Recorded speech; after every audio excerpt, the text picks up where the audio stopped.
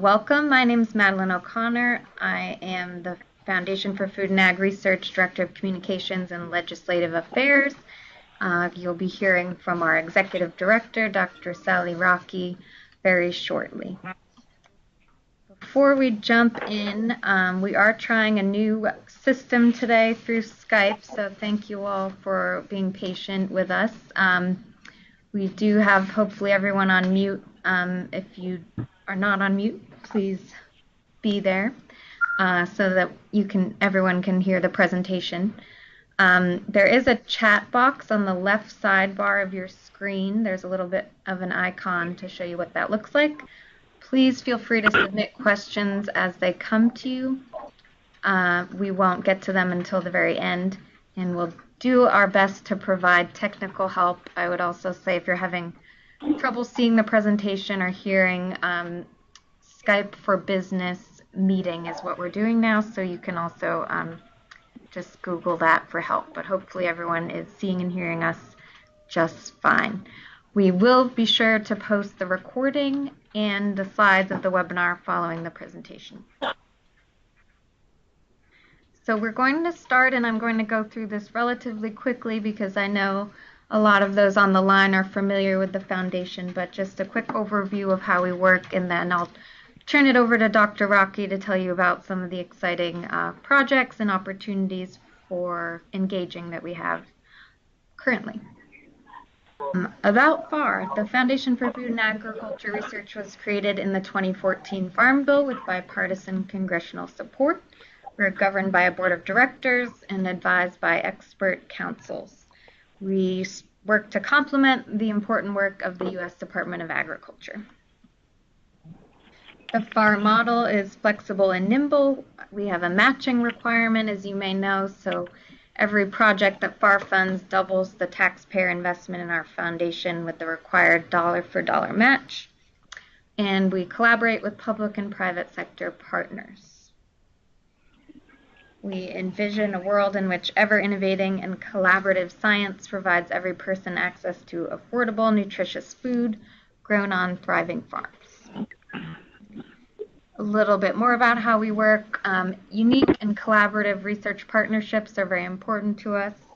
We were allocated $200 million in the 2014 Farm Bill, and we must match every dollar that we spend with non-federal funding. A little bit about how we're governed. We have a great board of directors, as I mentioned, our executive director, who you'll hear from in a moment, and we have advisory councils of experts and stakeholders representing each of our challenge areas, which you'll also hear about in a moment. This is a snapshot of our board of directors. This will be available on our website if you'd like to look in more detail. We mentioned we have advisory councils for each of our challenge areas. We have more than 60 of these advisory council members, and we're very grateful for their insight and leadership as advisors to the foundation. Stakeholder input is very important to us. We're looking forward to comments from those who are on the line today. One of the ways that we hear from the food and ag community is through scientific convening events.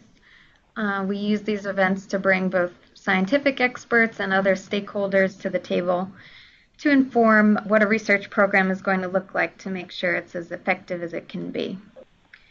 The goal of our research is always, in the end, to yield actionable outcomes. We want to make sure we're making an impact.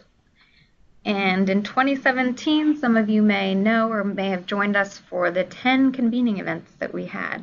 And as a result, we're developing a number of consortia and funding opportunities.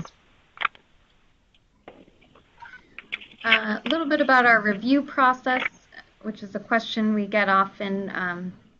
We have a 4-step process that starts with our executive director, board, and advisory councils, 2 levels of review, and our executive director at the final approval stage. We award funds in 3 different ways: competitive grants, direct contracts, and prizes and challenges. You'll hear about some example of those shortly. Our challenge areas, hopefully you all are familiar with these 7 areas that we're addressing with our research. They're very prominent on our website. You can take a look at more about what we're focusing on in each area, and you'll also hear about that today. With that, we'll get to the exciting part. I'm very pleased to introduce Sally Rockey, the first executive director of Farr. She came to us after 19 years with USDA. She was also deputy director for extramural research at the National Institutes of Health, so she sees the connection between food and health, which we greatly value, and she uses her passion for science to drive the foundation forward and build our unique partnerships. So, Dr. Rockey. Thank you, Madeline. Welcome to all of you on the phone and on the web and virtually. This is a great opportunity for us to be able to share with our stakeholders and our partners and other interested parties about our progress. I think we last talked to you about 6 months ago, and we've been trying to do these updates as quickly as possible, but a lot has happened in 6 months. In fact, last year, 2017, was a really seminal year for the foundation as we started really moving forward quickly on our areas of science and establishing innovative and what we hope enduring partnerships with many different types of organizations. And we greatly appreciate the input that we receive from all of you, whether it be through actually concepts that you submitted to us, being parts of our convening events or parts of our advisory councils, being our grantees or being our joint funders. It's really been a remarkable year for Farr. So let me give you a little bit of progress. We have made 72 grants awarded. We have leveraged over $105 million in matching funds, and we have over 100 different contributors and co-funders with us, which are in different buckets of types of organizations, primarily private sector organizations and other foundations. We're particularly pleased that we've exceeded the one-to-one match that's required of us. As you remember, Farr is required to match all of its funds, at least one-to-one, so we've actually brought in more than a one-to-one match, and that's a great testimony to the importance of ag research, that our partners view it as highly valued and to put additional funding in along more than even the Farr funding. Here's just a few examples of some of the groups that we've worked with over the course of the last year. There's many more than this, but if sometimes we're asked questions such as what's the difference between a donor and a funder. So that's one of the flexible parts of Farr, is that we actually work in many different ways. One of the ways that we work is to actually more classical fundraising organization, where we bring in donors and we bring in funds that we then distribute along with our funds for grants. We can also then have joint funding with other organizations where we together fund a project somewhere out in the world, usually at a university, and that's called our funding partners. So there is a difference with that. But in both cases, these funds are part of our match and suffice for our match. So let me just tell you about a few of the exciting projects that we funded in the past year. We worked with the Bill and Melinda Gates Foundation and the UK Department of International Development to reinvest in the RIGHT project, which is realizing increased photosynthetic capacity. And this is really a extraordinary project that is across the world and across the United States to look at how we increase photosynthetic capacity, which then leads to increased yield and decreased water use. And we've seen remarkable results from this project already, where we've seen crop yields go up by 20%, and we've seen a decrease in water use by almost 25%. So we started out with cowpea and cassava. We've added soybean, and we're working on a number of different crops. But I want to emphasize that this is really a gold standard in the kind of public-private partnerships that we're looking to fund, beyond the three that I just mentioned, which is Farr, Bill and Melinda Gates, and the UK Department of International Development. We have, of course, this is a grant at the University of Illinois, along with the USDA, ARS, University of Essex, Lancaster University, the Australian National University, the Commonwealth Scientific and Industrial Research Organization, the Chinese Academy of Sciences, the University of California, Berkeley, and Louisiana State University. So it really does cross the globe on this very, very excited project. And this is a demonstration of a kind of project that's at the innovation forefront, where FFAR wants to be, and where, while some of the concepts and the research being done is quite basic, it has immediate and actionable outcomes to be able to think about how to increase yield or increase environmental resilience in plants. We have every year a call where we allow individuals and organizations to put in innovative proposals in any of our challenge areas. And last year we have seen this come to fruition, and this is called Seeding Solutions. So it's an exciting exciting program, because we really are crowdsourcing in a big way to let the best ideas come forth under our challenge areas. We give up to $1 million grants that have to be matched by the applicant organization. And in this particular case, last year we funded 9 grants that were bold and went through our very rigorous review process. And we were able to actually match a little bit higher than a 1-to-1 match on these grants. As you can see below, our $7.9 million investment brought in $8.6 million in match. So we really look for transformative research. And this year we have that project is now open. The Seeding Solutions is open, and we've really targeted transformative research this year. The pre-proposals are due on April 18th, and you can find out more about that. But let me just tell you some of the things that we funded last year and are interested again in this year. Of course, in nutrition, open data source tools. We did some work in urban agriculture. We did a vertical farming project with AeroFarms.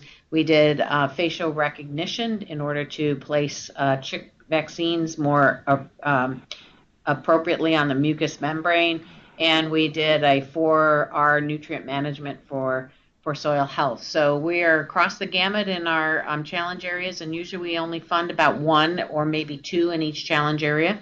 So it's quite competitive, but we really are looking again at the forefront of innovation in those programs. So another area that we have been charged with as an organization is to really think about the next generation of food and agricultural scientists. We call this Fostering the Future. And we have a number of programs now in this area and are growing in this space. So last year we funded again our new innovators in food and agricultural scientists. So this is $2.4 million to 8 early career scientists that crossed our consortium. One of the things, these are for scientists who are early in their careers, so we say within the first 3 years of their career track appointments. Each institution can nominate up to 2 new innovators. And one of the really fun things about this program is that we also bring the new innovators to town so that they can have some training in science communication and how to talk about their science. And we also have them go up to the Hill, and they are talk with their members, either their members in their congressional district or their senators. And this is a wonderful way to have great spokesmen for ag research. They're very passionate about their science and energetic about their science. So it's a wonderful way for them to get a taste of Washington and to learn and to meet their representatives and senators up close and personal, and also be able to talk about the importance of agricultural sciences and what it means not only to the nation but to their states.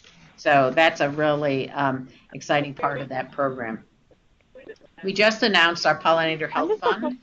We had a competitive call last year. This was a program that we worked closely with the USDA on, and we awarded $7 million to 16 research teams in pollinator health, and it included pollinator nutrition, land management practices to promote pollinator health, and training citizen scientists. So that was a program that we almost we doubled our investment because we had a matching fund, 7.3, of course, in matching funds. So this is a very large program. And we have universities all across the country who received these grants. And with each of those universities, there are matching partners from the private sector or from other foundations or from the university themselves and or producer groups. So it's really a very cooperative and collaborative type of program.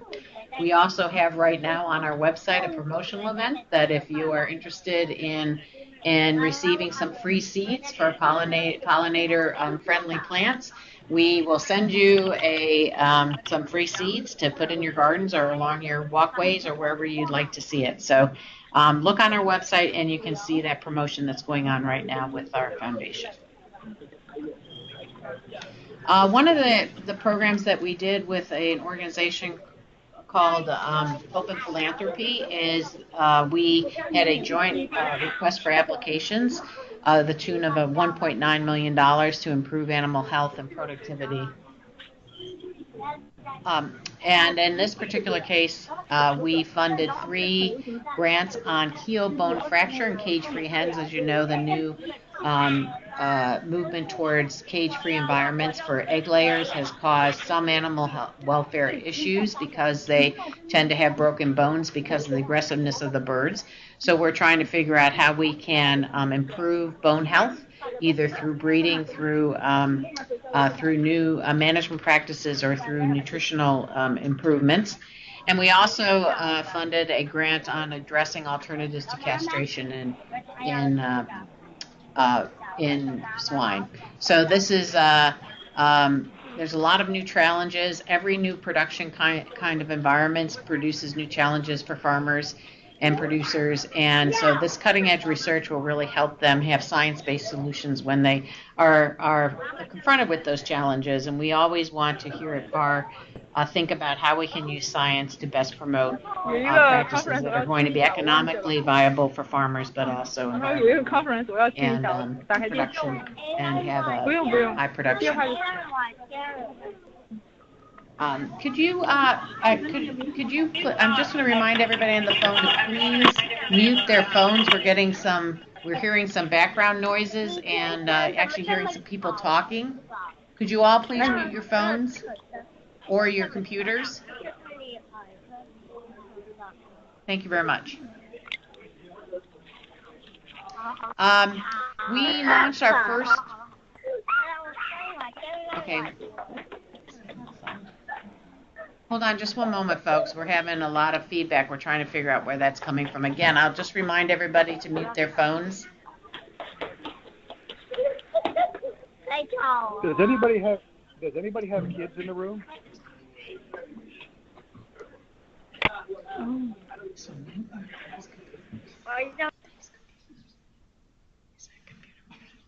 Okay.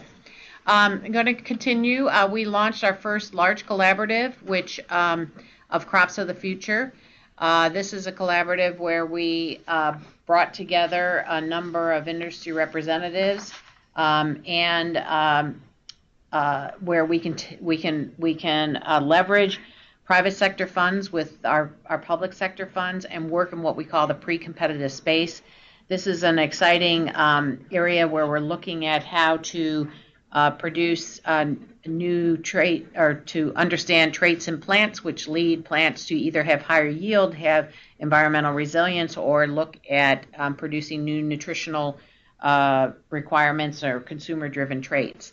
We hired a new executive director, Jeff Rosenshan, just recently, and our first initial focus of this is on wheat, leafy greens, and small grains. Plus, we are also looking at cross-crop technologies and new advances that are going to benefit all of our genetic and phenotypic genotype projects in this collaborative. So this collaborative is also serving as a model for a number of other collaboratives that we're forming.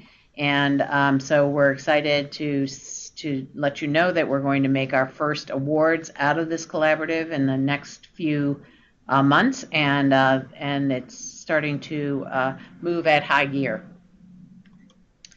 We also have a program called Rapid Outcomes from Agricultural Research.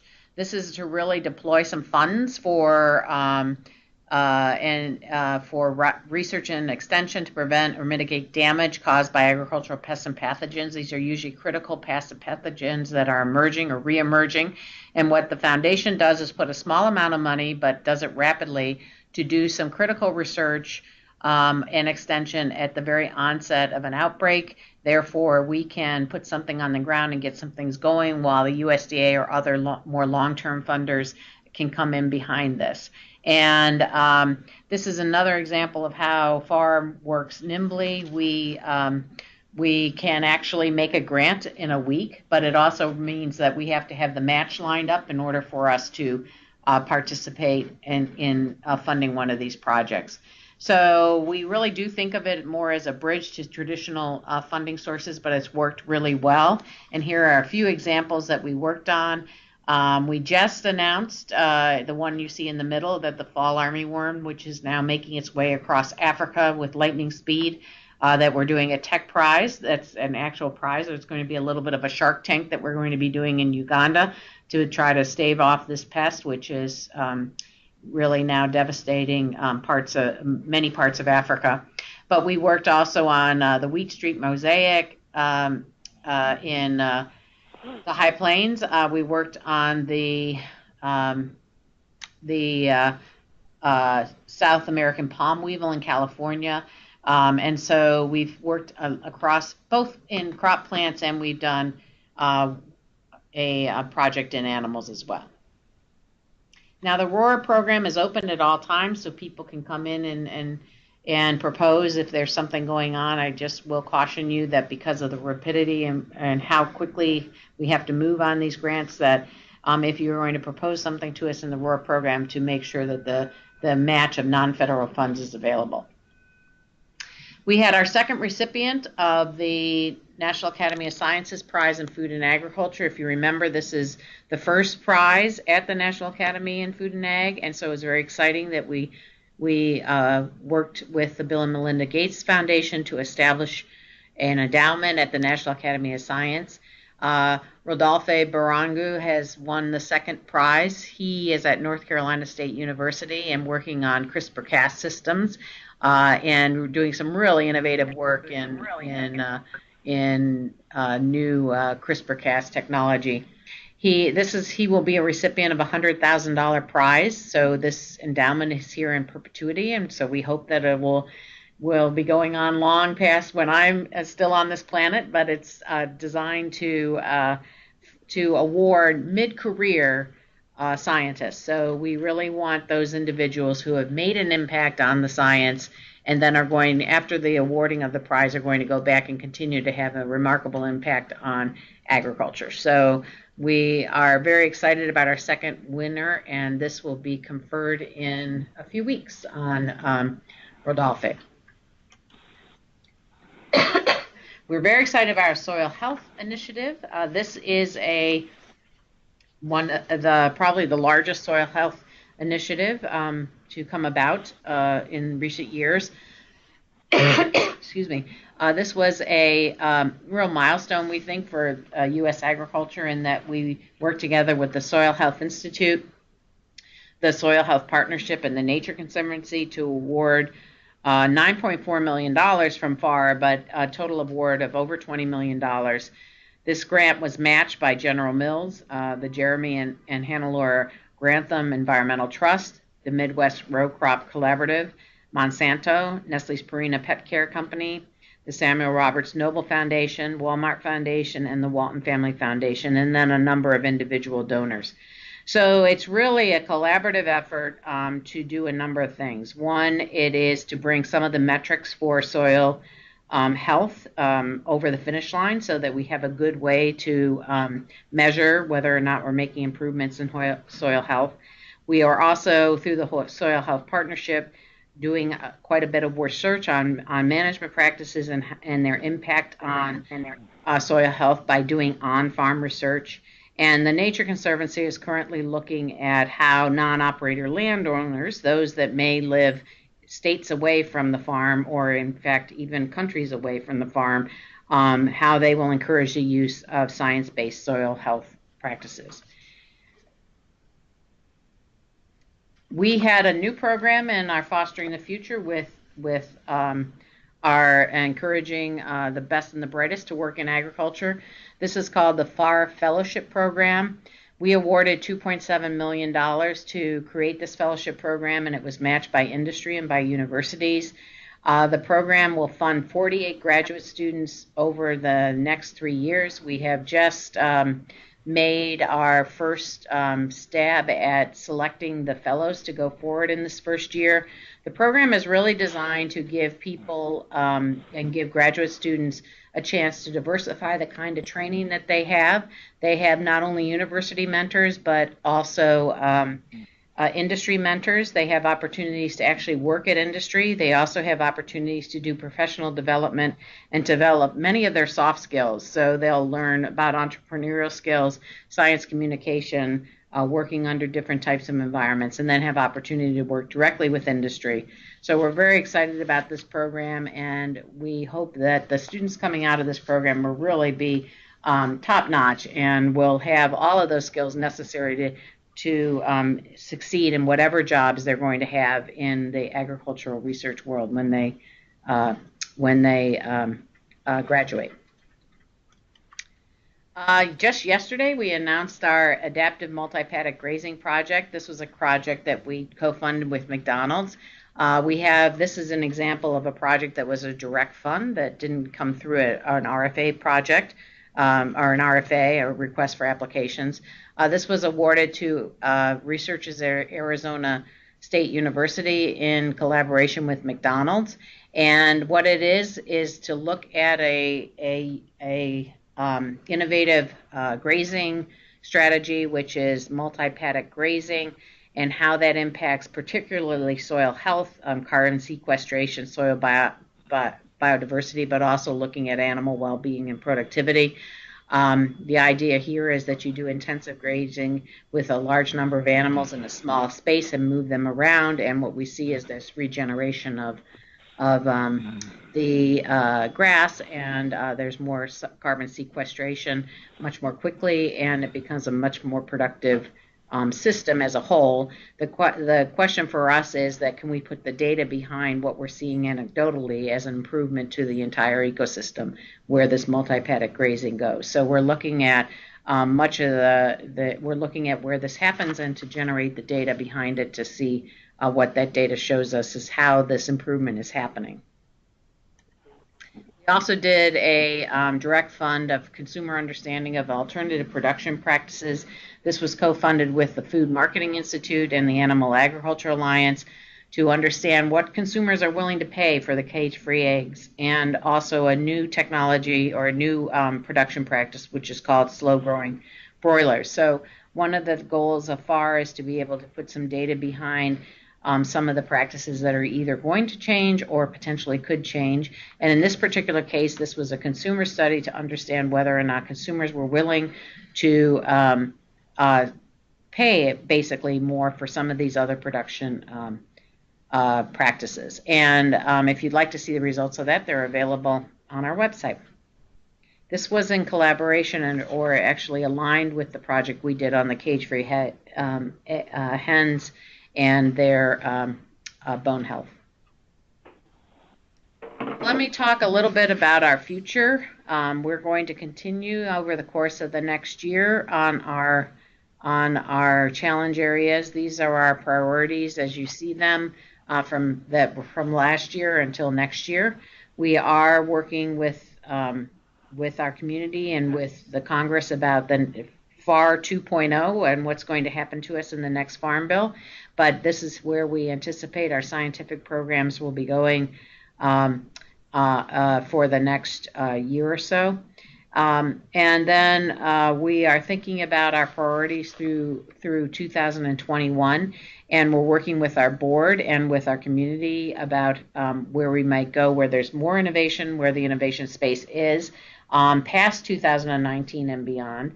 So we'll be talking more with you as these roll out, and we certainly can take any feedback from all of you on where we see the innovation space. So we can't really comment on exactly what's going to happen with our organization until such time as the Farm Bill is passed and we know our future, but we're excited still about being a vibrant organization that is really bringing people around specific research issues and allowing the community to think about research priorities and where that innovation space is. We also are committed to becoming a perpetual foundation, and so we look for other revenue streams for ourselves and how we're going to support ourselves in the future, regardless of what happens in the Farm Bill. But we're very hopeful and positive about our impact so far, and that we'll continue on in the future. So we are, as I mentioned, with the Crops of the Future Consortia, have seen that we can make other consortia using the same kind of models, and this is just an example of some of the consortia that you've probably heard about, and that we've been bringing around potential funders and interested organizations, producer groups, companies from all the way from retail back to the seed and chemical companies, pharmaceutical companies, irrigation companies, equipment companies, and others, depending on the consortium. So for the areas that we are putting together, these consortia are an Irrigation Innovation Consortium, one on antimicrobial stewardship. As you know, this is a serious issue for not only health of animals, but health of humans. So we're looking at how we can best manage antimicrobials.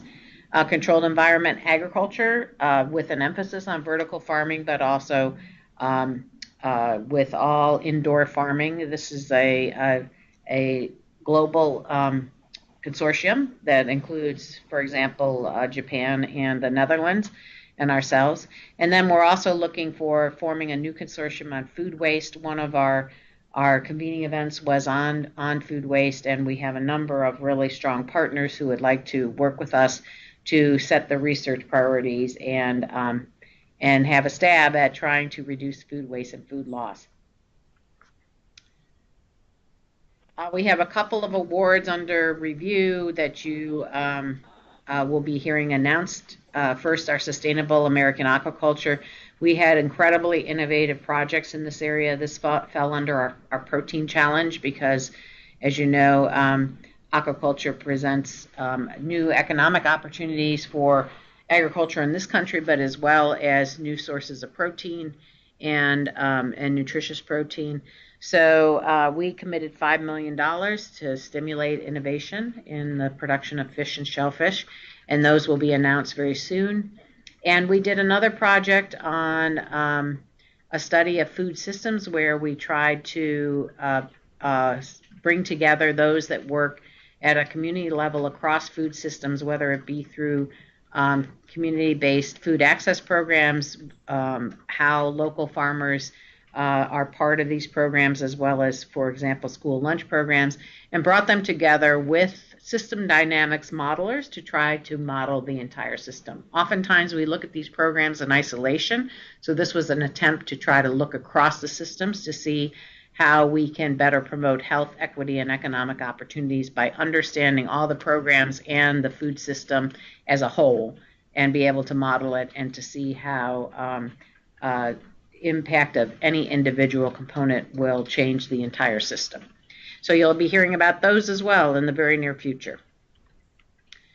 We again are running our new innovative program, as I mentioned earlier, our early career awards. So we did we awarded 9 new innovators in 16, 8 in 17, and we are now in the midst of accepting full applications from our 18 new innovators who have been nominated by their institutions. And the one thing that is very unique about these awards is we give a rather large award. Our component is $300,000, and there's a $300,000 match. And this allows the faculty member to have some rare freedom to pursue their best ideas. So while we want to know about the general program of their research, we don't ask for specific objectives for each year. We want to know that the program aligns with us, that they're working on innovative components of that program, And then they're going to have some freedom and financial security with this rather large award at their early onset of their career to pursue where their research is going to take them. So this is why the individuals that are nominated by their institutions are generally highly exceptional scientists who are working in very innovative areas. And it is, again, highly competitive because we get so many good applications.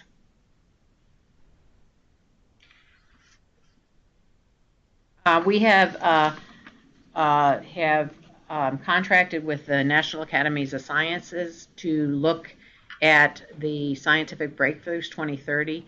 This was with the SOAR organization and a number of other organizations that have put forth funding to do this study. We are going to see the report in June of this year, so that should be exciting to see where the moonshots are in agriculture. So we are looking forward to that and expect great things from that study. We have a couple of current other RFAs that are open. As I said earlier, our ROAR program is always open. There's a continuing call for applications, so you can submit at any time with that. And we currently have applications due on May 15th out of our protein challenge on swine health, well-being, and productivity. And there'll be up to $2 million available to improve swine survival rates across all stages of production. So this has been co-funded with the National Pork Board. They've been great partners with us, and we're looking forward to seeing the innovative applications that will come in by May 15th.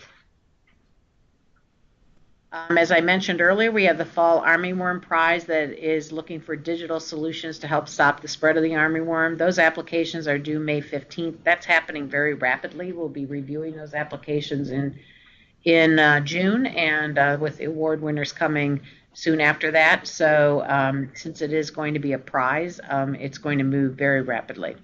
And as I just mentioned, the Seeding Solutions RFA is open. Again, up to $1 million available. We did change the lower level in which people can submit, but the higher level is still at $1 million. And the proposals for that are due April 18th. That, again, is in any of our challenge areas. And so people can come on board and take a look at the applications for that. Remember, in that particular case, the match has to come from the applicants. The Farr Fellowships is not currently open. I'm sorry. Yes, I'm sorry. There is part of the Farr Fellowship open. That's for those that are going to work in the professional development training. So we had two parts of it. One was on the stipends for full research and professional development, and then those students that already have a research project that are funding that will participate in all aspects of the professional development, and those applications are due June 1st. So you can go on our website and see how one might apply for those applications as well. So just to remind you that we're a very open organization. We'd love to hear from you. Part of our goals as an organization is really working out with the community to decide what are the top research priorities. So there's many ways that you all can be involved with us. First and foremost, you can look for any of our open opportunities, and again, our what we call requests for applications. So that is under foundationfar.org/open-opportunities. We really work towards our public-private partnership to achieve our goals and our vision. So remember, we're not only do we aspire to have public-private partnerships, but we're required to have it. So because we must match every dollar for dollar. So in these particular cases, with our RFAs, they may already include the match, or they may ask the applicants to provide the match. So either way, take a look at what we have open. That's one way you can work with us.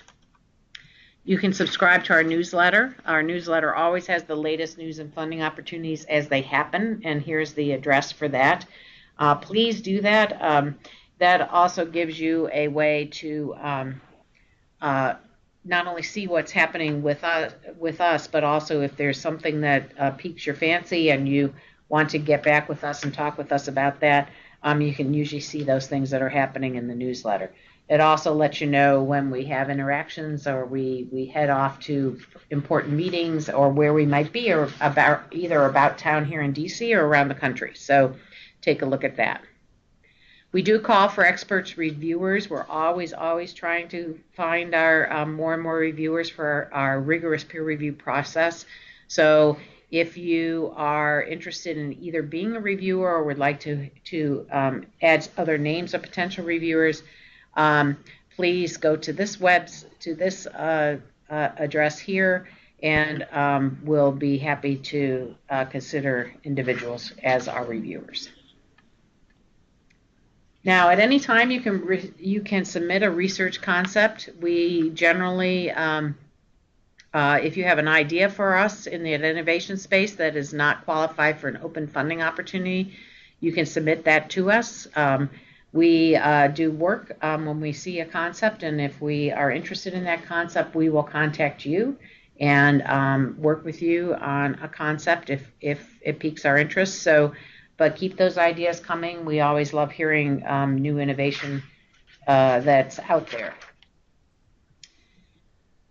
And finally, as a proud member of our nation's food, agriculture, and research community, we're always here to talk about the value of research and of agricultural research, and how Americans and people around the world benefit from agricultural research. So it's really important that we remain leaders in this area, not only for FAR, but just as a nation and as a world. So we'll continue to talk about the importance of agricultural research, and it's important to our agriculture production system, to our farmers, and to the public.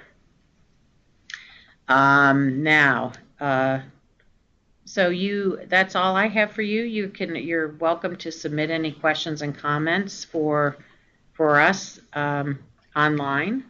First of all, if you have any questions for us that you'd like to submit anytime, here is the place that you can do that. So contact us on our website. But now we'll take any questions from you here on the webinar. So we have a few that have already come in.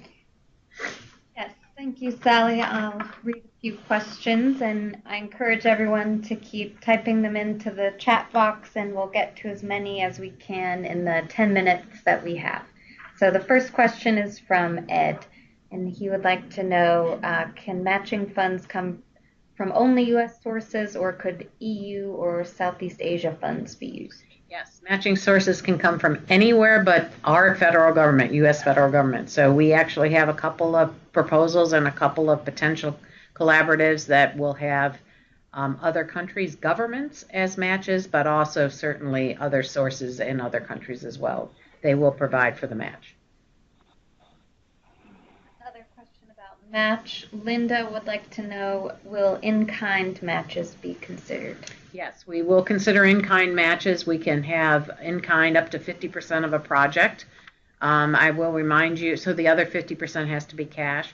We will remind you that InKind matches, there's very important characteristics of InKind match. They have to be able to be valued, and it would likely be something that you would otherwise have to pay for on the grant. So if you're interested in what that InKind match might look like, most of you who are at universities are very well aware of what those InKind matches are, but we'll certainly be willing and ready to help you define what those InKind matches could be. Great. How does FAR handle questions that cross several of our programs or challenge areas? So that happens quite often. If we see value and it's a really exciting proposal, we can fund across our challenge areas. Many of our direct funds cross across our challenge areas, so they sometimes the concepts that come in that we're intrigued with are certainly cross-cutting. So we have many mechanisms. When we have money in buckets for our challenge areas, we certainly can use funding across those.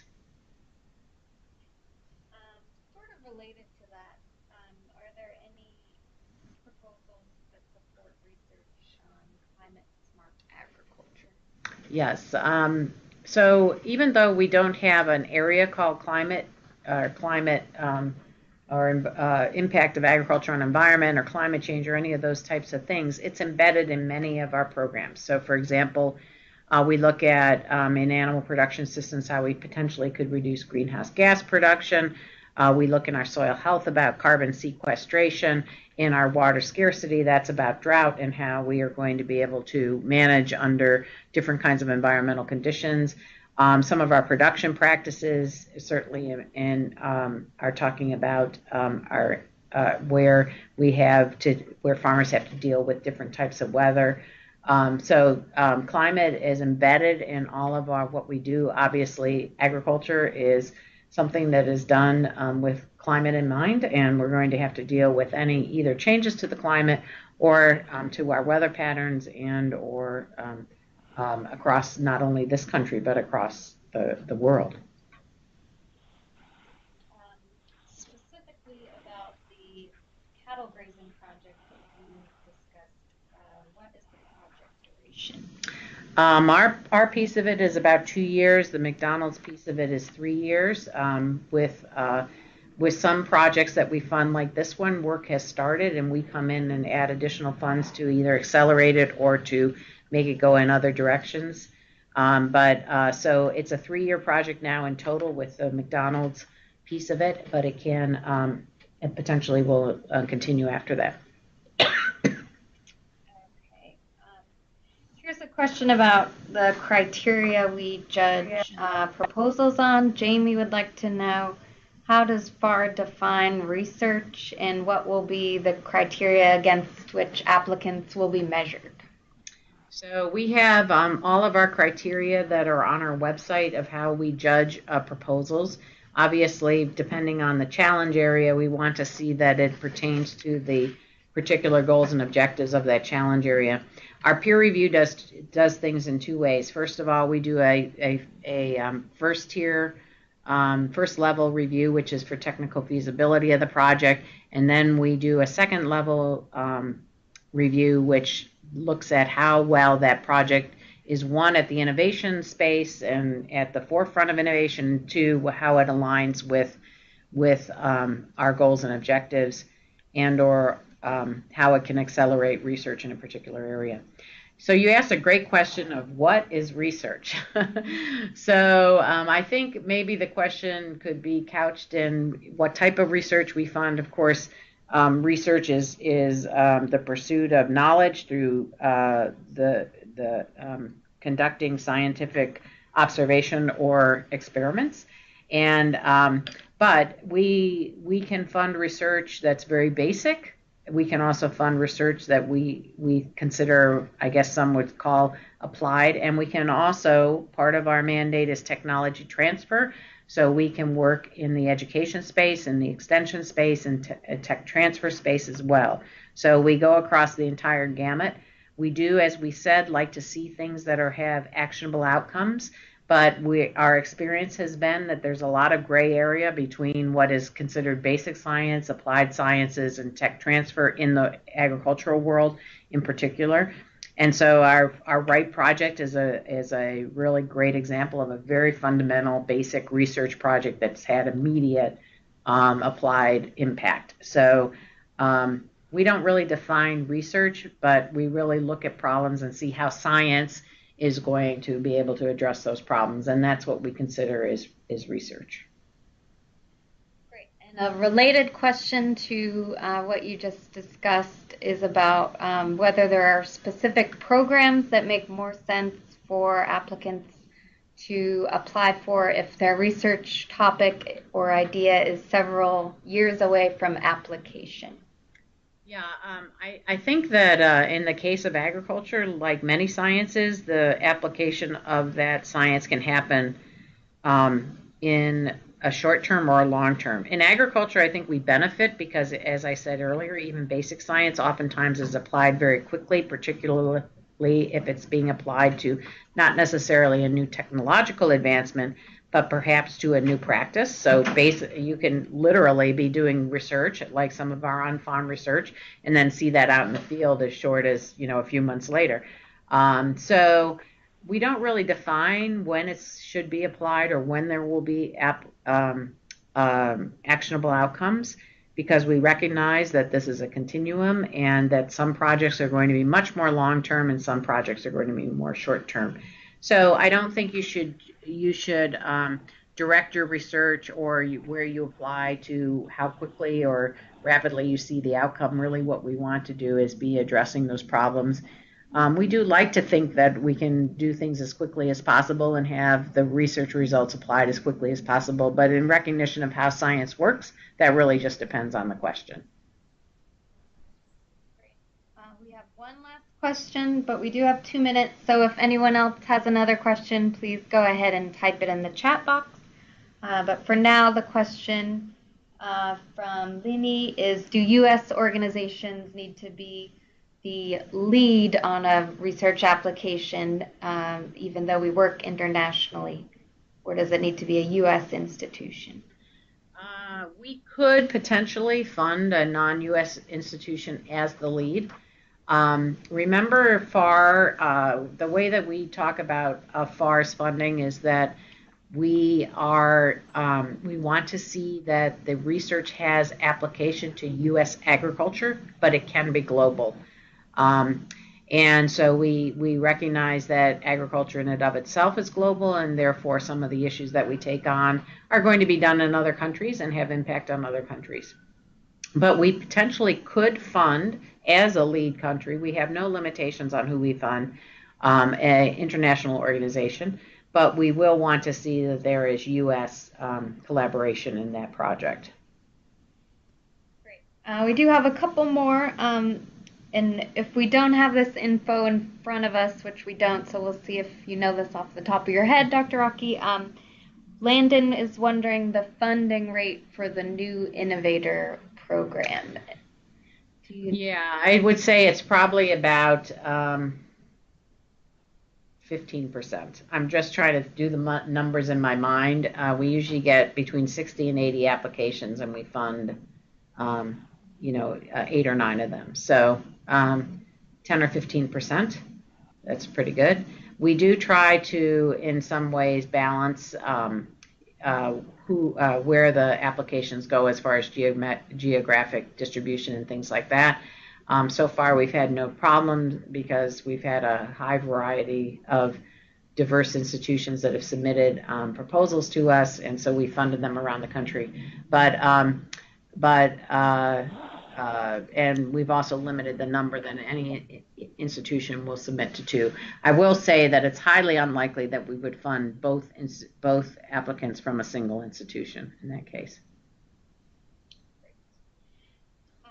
We did have a question come in via email from Jack, who would like to know if FFAR would consider participation in a public-private partnership sponsored by representatives of grocery stores, restaurants, food manufacturers, food packaging manufacturers, with the objective of funding research to identify food packaging materials that not only meet food safety, integrity, and quality requirements, but that are also digestible by animals, so that grocery and restaurant waste may be sent to a renderer for manufacture into animal feed instead of being sent to a landfill. Absolutely. That is an area that in our food waste program is of high interest. Obviously, packaging is a big issue, not only because of the waste that's generated by it, but how we have packaging that helps preserve foods better and gives us a longer shelf life and things like that, and also alternative uses for packaging and things like that. So we're absolutely be willing to do that. You can do a couple of things in this particular area. You could see how our consortia develops for food waste and what kind of projects we're going to be asking. That area is probably highly likely. You could submit to our Seeding Solutions, or you could submit to our Seeding Solutions program, which deadline is April 18th. Great. And we're 2 minutes over, but we'll just take this one last question. Does FFAR fund capacity building type research equipment or infrastructure? Fund infrastructure. Well, let me take that back. We cannot fund construction. We're prohibited by law in funding construction. We can fund equipment as parts of research grants. It's highly unlikely, because we're a small organization, that we're going to fund big, large infrastructure programs. So, for example, if you had shared equipment or shared facilities where you need large, expensive equipment, it's unlikely that we could really support that, because we're just not that big. But we can support equipment that's necessary on a grant. We do get a lot of requests about starting things like incubators and accelerators, and helping actually with incubators that are going to put up space. Unfortunately, we can't, we're not big enough to support those, but we are very interested in the research that's going to come about in those spaces and in those new types of research enterprises. So, but that's all we have. So, but yes, a lot of people ask us for equipment on individual grants. That was it, and we're past our hour. Thank you all so much for being here, and we look forward to staying in touch through the various ways that Dr. Rockey outlined. Just a reminder, we will post the recording and the presentations on our website, and we will email it out to everyone who participated. Thank you, and have a great afternoon.